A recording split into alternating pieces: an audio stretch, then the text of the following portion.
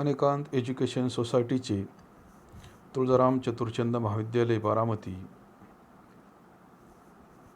इयत्ता 11वी कला विषय राज्यशास्त्र. मी प्राध्यापक पठाण ए. सर्वांना गुड मॉर्निंग. भाग पहिला राजकीय संकल्पना. प्रकरण पहिले राज्य. राज्य हे प्रकरण पाहत असताना अगोदरच्या तासाला आपण यातील राष्ट्र, राष्ट्रवाद या संकल्पना त्या ठिकाणी पाहिलेल्या आहेत. त्याचबरोबर राष्ट्रवादाचे प्रकारसुद्धा त्या ठिकाणी आपण पाहिलेले आहेत. तसेच राज्याविषयी, राज्य ही संकल्पना याच्याविषयी सुद्धा आपण त्या ठिकाणी माहिती पाहिलेली आहे. तर विद्यार्थी मित्रांनो, आपण आजच्या तासाला राज्याच्या काही व्याख्या, वेगवेगळ्या विचारवंतांनी मांडलेल्या व्याख्या आणि राज्याच्या निर्मितीचे त्या ठिकाणी आधारभूत घटक किंवा राज्याचे घटक आपण पाहणार आहोत. आपण अभ्यास करत असताना पाहिले आहे की राज्यशास्त्र हे सामाजिक शास्त्र आहे. राज्यशास्त्र हे सामाजिक शास्त्र आहे, कारण ते समाजाचा अभ्यास करते.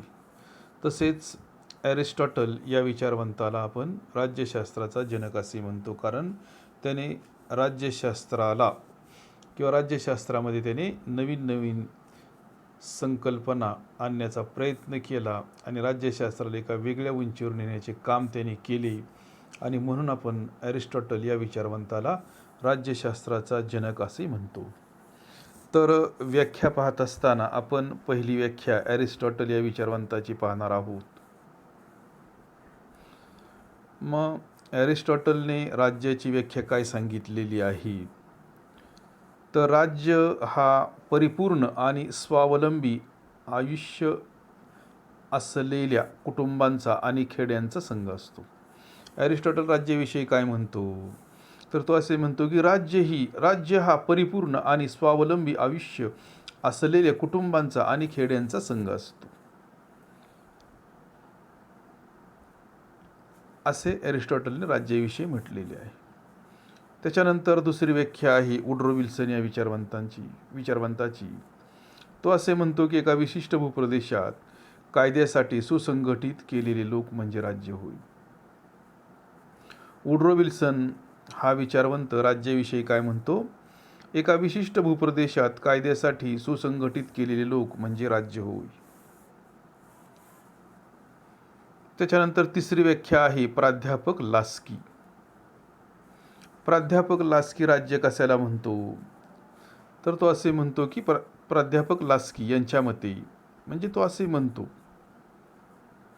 राज्य म्हणजे शासन संस्था आणि प्रजा यामध्ये विभागलेला असा प्रादेशिक समाज की जो स्वतःला सर्वश्रेष्ठ समजून त्या विशिष्ट भूप्रदेशातील सर्व संस्थांवर सत्ता गाजवतो. परत एकदा सांगतो व्याख्या. प्राध्यापक लास्की यांच्या मते राज्य म्हणजे शासन संस्था आणि प्रजा यामध्ये विभागलेला असा प्रादेशिक समाज की जो स्वतःला सर्वश्रेष्ठ समजून त्या विशिष्ट भूप्रदेशातील सर्व संस्थांवर सत्ता गाजवतो. चौथी व्याख्या आहे प्राध्यापक गार्नर यांची. प्राध्यापक गार्नर यांच्या मते राज्यशास्त्र आणि सार्वजनिक कायदा या दृष्टीने राज्य म्हणजे विशिष्ट भूप्रदेशात कमी अधिक प्रमाणात कायम वस्ती करून राहणारा लोकांचा समूह होय. प्राध्यापक गार्नर काय म्हणतात, राज्यशास्त्र आणि सार्वजनिक कायदा या दृष्टीने राज्य म्हणजे विशिष्ट भूप्रदेशात कमी अधिक प्रमाणात कायम वस्ती करून राहणारा लोकांचा समूह होय. आणि पाचवी व्याख्या आहे, डायरेक्ट व्याख्या आहे, एका विशिष्ट प्रदेशात राजकीयदृष्ट्या संघटित झालेल्या समाजाला राज्य असे म्हणतात. एका विशिष्ट प्रदेशात राजकीयदृष्ट्या संघटित झालेल्या समाजाला राज्य असे म्हणतात. या झाल्या राज्याच्या काही व्याख्या. याच्यानंतर राज्याचे आपण साधारणपणे 4 घटक त्या ठिकाणी पाहणार आहोत, किंवा राज्याच्या निर्मितीचे घटक पुढील प्रमाणे असे आपल्याला म्हणता येईल, किंवा राज्याचे घटक. मग साधारणपणे 4 घटक राज्याच्या निर्मितीसाठी महत्त्वाचे असतात. यातील एकही घटक नसेल तरीसुद्धा आपल्याला राज्याची निर्मिती करता येणार नाही. आपण पाहिले होते की राष्ट्र निर्माण करण्यासाठी अनेक घटक महत्त्वाची भूमिका बजावतात, परंतु त्यातला एक जरी घटक असला तरी चालेल, फक्त राष्ट्र निर्माण होण्यासाठी एकात्मतेची भावना असणे महत्त्वाचे आहे. म्हणजेच राष्ट्राच्या निर्मितीसाठी एकात्मतेची भावना व्यक्तीच्या मनामध्ये निर्माण होणे महत्त्वाचे आहे. त्या भावनेच्या माध्यमातून आपणाला राष्ट्राची निर्मिती करता येते. परंतु या ठिकाणी हे 4 घटक महत्त्वाचेच आहेत. त्यातला एक जरी घटक नसेल तरीसुद्धा त्या ठिकाणी आपल्याला राज्याची निर्मिती करता येणार नाही. राष्ट्र, समाज याच्यापेक्षा राज्य ही व्यापक स्वरूपाची संकल्पना आहे. तर साधारणपणे बघा, राज्याच्या निर्मितीसाठी 4 घटक कुठले आहेत? तर पहिला आहे सार्वभौमत्व, दुसरा आहे शासन संस्था, त्यालाच आपण काय म्हणतो, सरकार. तिसरा मुद्दा आहे भूप्रदेश, आणि चौथा आहे लोकसंख्या. या 4 घटकांच्या माध्यमातून त्या ठिकाणी आपल्याला राज्याची निर्मिती करता येणार आहे. हा प्रश्न परीक्षेच्या दृष्टिकोनातून महत्त्वाचा आहे. हा प्रश्न परीक्षेला विचारला जातो. तर यातला पहिला घटक आपण पाहणार आहोत, सार्वभौमत्व. राज्याच्या निर्मितीसाठी राज्य सार्वभौम असणे महत्त्वाचे आहे. आपल्याला जर राज्याची निर्मिती करावयाची असेल तर राज्याची निर्मिती करण्यासाठी राज्य सार्वभौम असणे महत्त्वाचे आहे. सार्वभौमत्व म्हणजे सर्वश्रेष्ठत्व होय.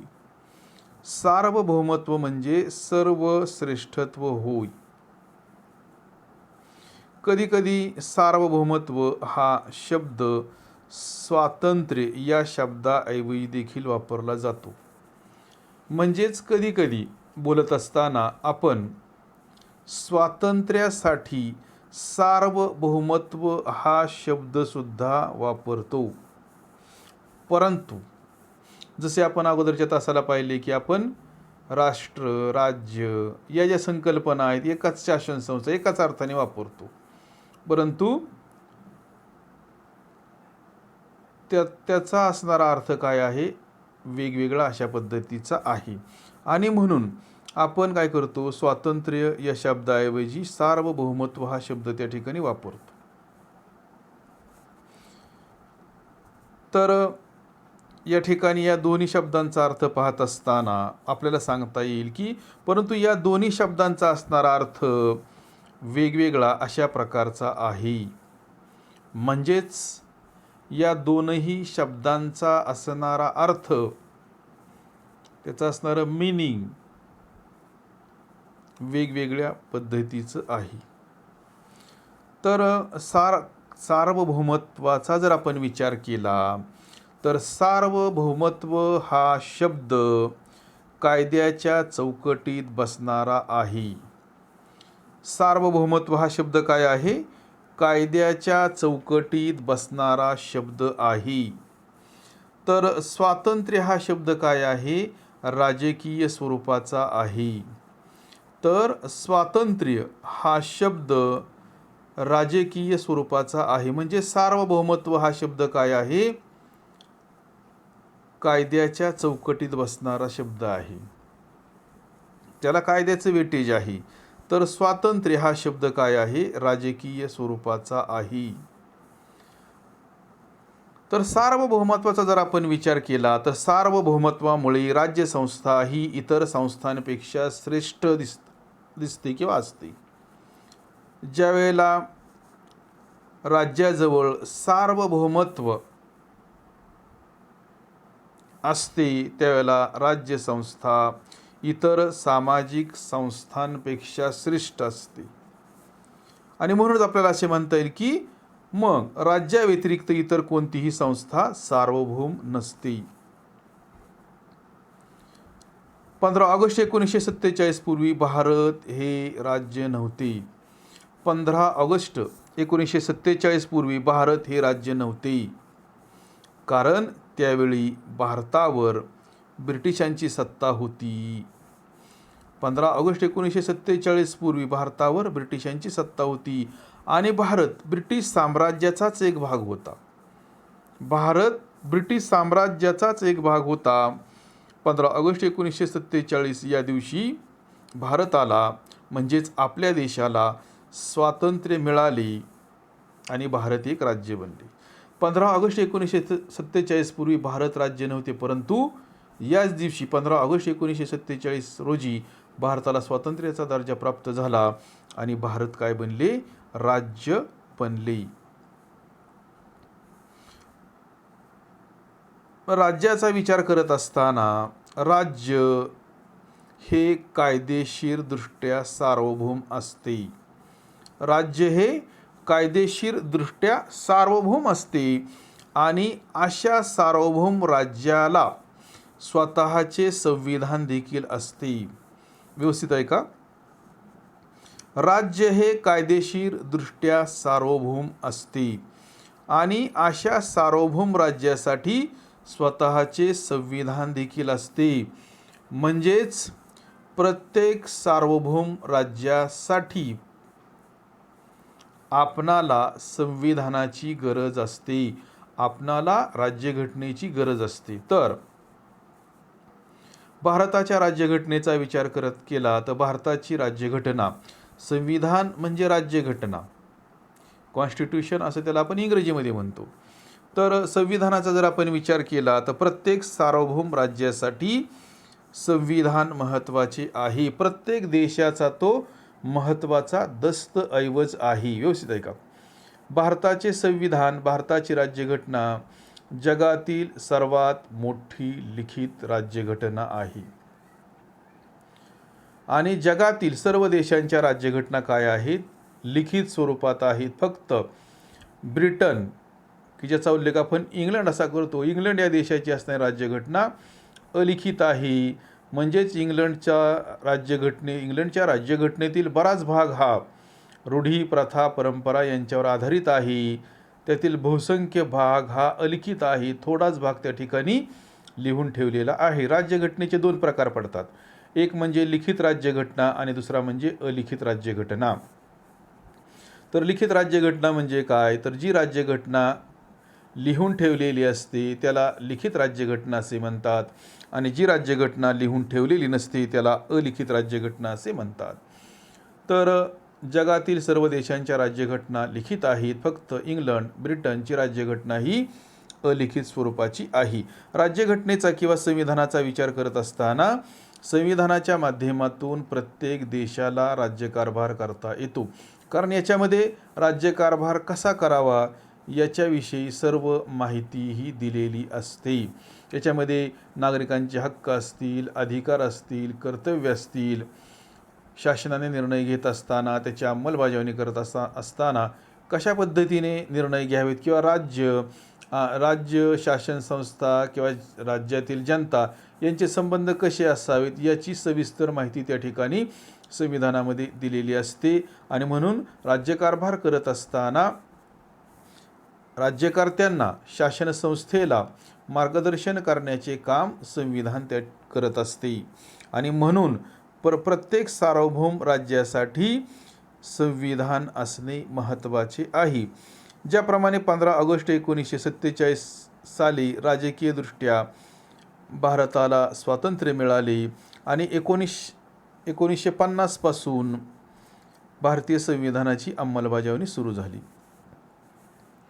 साधारणपणे भारतीय राज्यघटनेची अंमलबजावणी केव्हा सुरू झाली? तर 26 जानेवारी 1950 पासून भारतीय राज्यघटनेची अंमलबजावणी सुरू झाली. म्हणजेच राज्यघटनेनुसार त्या ठिकाणी राज्यकारभार करायला प्रारंभ झाला. म्हणजेच 26 जानेवारी 1950 पासून भारतीय संविधानाची अंमलबजावणी सुरू झाली.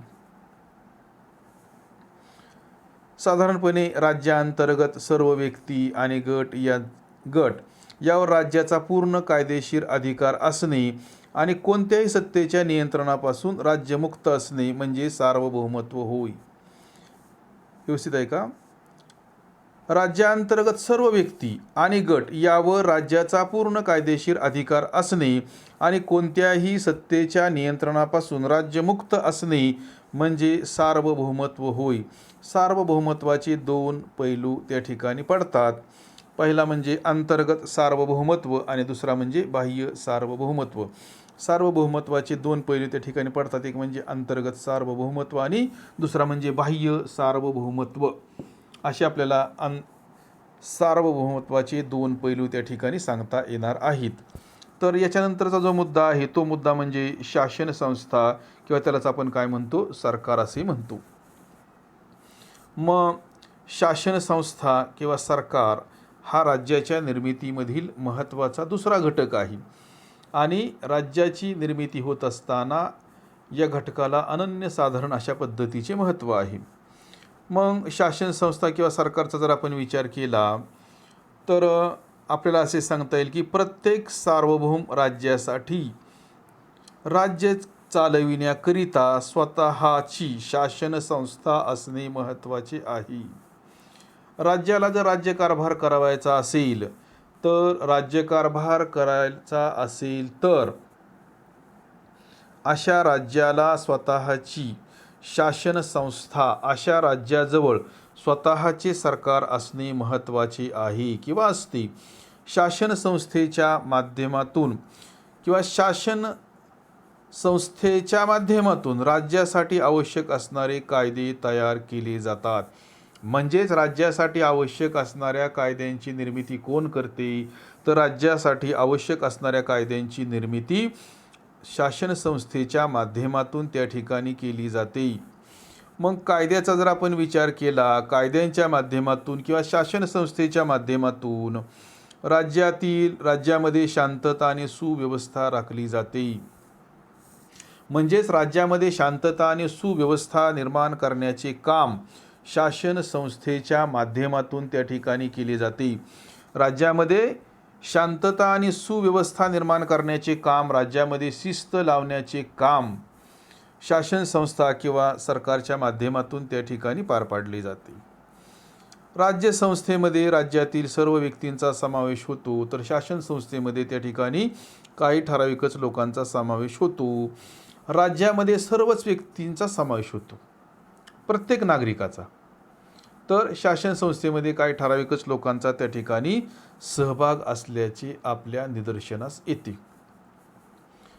आणि राज्य ही अमूर्त स्वरूपाची संकल्पना आहे, शासन संस्था ही मूर्त स्वरूपाची संकल्पना आहे. जसे की शासन संस्थेमध्ये ठराविकच लोकांचा सहभाग होतो, जसे की ज्यांचा उल्लेख आपण मंत्री असा करतो. मंत्रिमंडळामध्ये राज्यातील ठराविकच लोकप्रतिनिधी, ज्या राजकीय पक्षाला सत्ता प्राप्त होते त्यांचं त्या ठिकाणी सरकार अस्तित्वात येतं. मग राज्याचा विचार केला, राज्याच्या विधिमंडळामध्ये ज्या राजकीय पक्षाला बहुमत प्राप्त होते त्या राजकीय पक्षाचा मुख्यमंत्री होतो आणि त्यांचंच मंत्रिमंडळ तयार होतं. केंद्र सरकारचा म्हणजे दिल्लीच्या सरकारचा जर आपण विचार केला तर ज्या राजकीय पक्षाला संसदेमध्ये बहुमत प्राप्त होते त्या राजकीय पक्षाचा पंतप्रधान असतो आणि त्यांचंच त्या ठिकाणी मंत्रिमंडळ असते, जोपर्यंत बहुमत आहे तोपर्यंत. आणि या सगळ्यांना आपण काय म्हणतो, शासन संस्था किंवा सरकार असे म्हणतो किंवा मंत्री असे म्हणतो. मग साधारणपणे आपण जर पाहिली तर राज्य ही अमूर्त स्वरूपाची संकल्पना आहे आणि शासन संस्था ही मूर्त स्वरूपाची संकल्पना आहे. मग राज्याची कामे कोण करते? राज्यसंस्था प्रत्यक्षामध्ये करते का? तर नाही. तर राज्याची असणारी सर्व कामे शासन संस्थेच्या माध्यमातून त्या ठिकाणी पार पाडली जातात. राज्याची जी कामे असतात ही कामे शासन संस्थेच्या माध्यमातून त्या ठिकाणी पार पाडली जातात. राज्य संस्था कायम स्वरूपाची असते, शासन संस्थेमध्ये बदल होतो दर 5 वर्षांनी. भारतावर ज्यावेळी ब्रिटिशांची सत्ता होती त्यावेळी भारतात सार्वभौम सत्ता होती, परंतु ती स्वतंत्र व सार्वभौम नव्हती. परंतु ती स्वतंत्र व सार्वभौम स्वरूपाची नव्हती. तर शासन संस्था किंवा सरकार म्हणजे काय, त्याची व्याख्या काय सांगता येईल आपल्याला? व्यवस्थित आहे का? तर राज्याच्या सार्वभौमसत्तेचा प्रत्यक्षात वापर करणारी यंत्रणा, राज्याच्या सार्वभौमसत्तेचा प्रत्यक्षात वापर करणारी यंत्रणा म्हणजे शासन संस्था किंवा सरकार होय. या शासन संस्थेचे 3 विभाग आहेत किंवा 3 अंगे आहेत. जसे की कायदे मंडळ असेल, कार्यकारी मंडळ असेल आणि न्यायमंडळ. आणि या 3ही विभागांची कामे ही काय आहेत? वेगवेगळ्या प्रकारची आहेत. मग कायदे मंडळाचे काम काय आहे? तर कायदे मंडळाचे काम आहे कायदे तयार करणे. कायदे तयार करण्याचे काम कोण करते? कायदे मंडळ. कार्यकारी मंडळाचे काम काय आहे? कायद्यांची अंमलबजावणी करणे. कार्यकारी मंडळाचे काम काय आहे? कायद्यांची अंमलबजावणी करणे. आणि यातला तिसरा मुद्दा आपल्याला सांगता येईल न्यायमंडळ. म्हणजे शासन संस्थेचं तिसरं अंग कोणतं आहे? न्यायमंडळ. न्यायमंडळाची भूमिका व्यक्तीच्या जीवनामध्ये महत्त्वाची असते आणि म्हणून न्यायमंडळाचे काम काय आहे? तर न्यायदान करणे, निकाल देणे, निर्णय देणे हे न्यायमंडळाचे काम आहे. तर अशा पद्धतीने एका सार्वभौम राज्यासाठी शासन संस्था ही गरजेची असते आणि शासन संस्थेच्या माध्यमातून त्या ठिकाणी राज्यामध्ये शांतता आणि सुव्यवस्था निर्माण केली जाते. आणि म्हणून राज्यासाठी जसा सार्वभौमत्व हा घटक महत्त्वाचा आहे, तसाच राज्यासाठी शासन संस्था हा घटकसुद्धा महत्त्वाचा आहे. यातले 2 घटक म्हणजे तिसरा म्हणजे भूप्रदेश आणि चौथा म्हणजे लोकसंख्या. तर आपण नंतरच्या तासाला पाहणार आहोत. विद्यार्थी मित्रांनो, आज आपण याच ठिकाणी थांबणार आहोत.